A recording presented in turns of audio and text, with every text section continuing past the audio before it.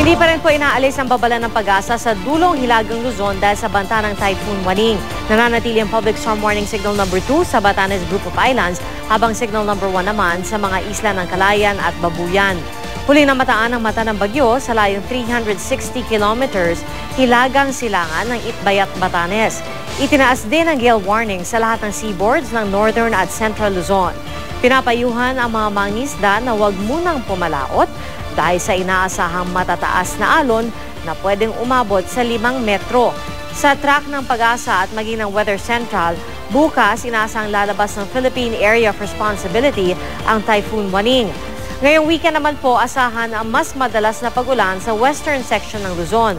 Ayon po kay GMA resident meteorologist Nathaniel Cruz, dala ito ng hanging habagat na pinalalakas ng bagyong Waning. Sa Metro Manila, mas malaki ang tsansang umulan sa linggo. At bahagyang mas maaliwalas naman ang panahon sa Visayas, pero may mahihinang ulan pa rin sa hapon o gabi.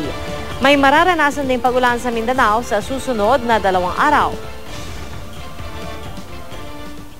Inaasahan na ngayong gabi o mamayang madaling araw ay tatama na ito sa Taiwan at pupunta na ng Eastern China.